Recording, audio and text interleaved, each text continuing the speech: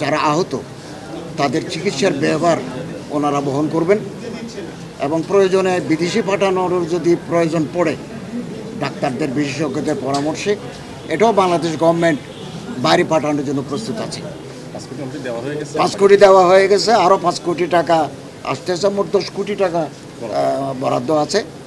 বিগত বৈষম্য বিরোধী আন্দোলনে যারা আহত, যারা গুলিতে আহত তাদের আমরা দেখতে এসেছি এবং বিভিন্ন ইউনিটে আমরা গিয়েছি।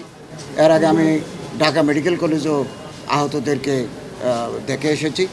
আপনারা জানেন বাংলাদেশ সরকার যারা আহত তাদের চিকিৎসার ব্যয়ভার ওনারা বহন করবেন এবং প্রয়োজনে বিদেশি পাঠানোর যদি প্রয়োজন পড়ে ডাক্তারদের বিশেষজ্ঞদের পরামর্শে এটাও বাংলাদেশ গভর্নমেন্ট বাইরে পাঠানোর জন্য প্রস্তুত আছে। এবং আলহামদুলিল্লাহ রুগীরা ধীরে ধীরে সুস্থ হয়ে উঠছেন। দু একজন রুগী একটু ক্রিটিক্যাল অবস্থায় আছে, তারাও গ্র্যাজুয়ালি ইমপ্রুভিং এবং সব খরচ রাষ্ট্র বহন করছে। বিভিন্ন এনজিও, মানবিক সেবা সংস্থাদের কাছে আমাদের আবেদন, তারা এই সমস্ত অসুস্থ, আহত, বিপন্ন মানুষের পাশে দাঁড়ানোর জন্য আমরা আহ্বান জানাই। আজকে আমরা আসুন্না ফাউন্ডেশনের পক্ষে শেখ আহমদুল্লাহ সাহেবের পক্ষ থেকে আমরা রুগীদেরকে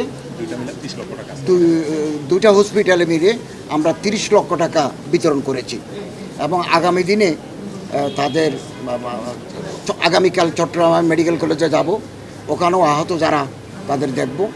বাংলাদেশ গভর্নমেন্ট এই যে জুলাই বিপ্লবেরকে কেন্দ্র করে একটা ফাউন্ডেশন করার আমরা কাঠামো তৈরি করেছি।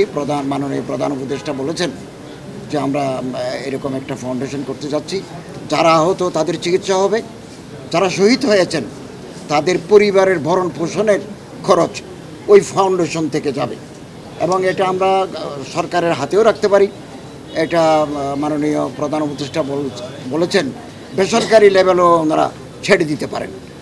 মোটামুটি যারা শাহাদত বরণ করেছেন তাদের পরিবার যাতে কোনো ধরনের আর্থিক সংকটে না পড়ে এ ব্যাপারে আমরা অত্যন্ত সচেতন আছি এবং আসুন্না ফাউন্ডেশন থেকে এই আহত এবং যারা নিহত তাদের জন্য উনি 5 কোটি টাকা বরাদ্দ করেছেন। ইতিমধ্যে আরও 5 কোটি টাকা আসবে।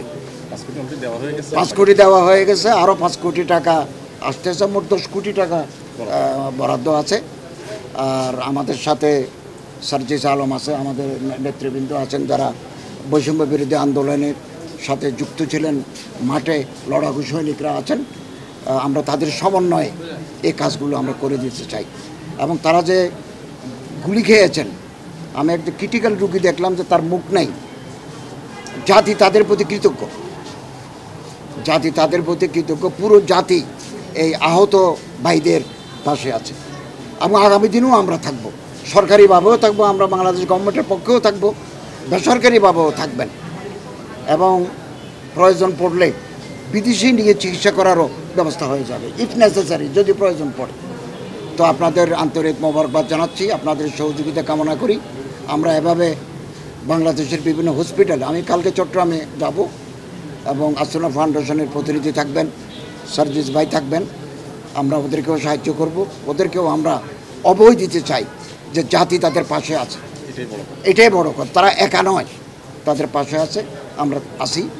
কেউ যদি একবার পঙ্গু হয়ে যায় তাহলে তার সারা জীবনের চলার ব্যবস্থা, ভরণ পোষণের ব্যবস্থা সরকারিভাবে বেসরকারিভাবে ইনশাআল্লাহ আমরা দায়িত্ব নেব, আমরা পালন করব।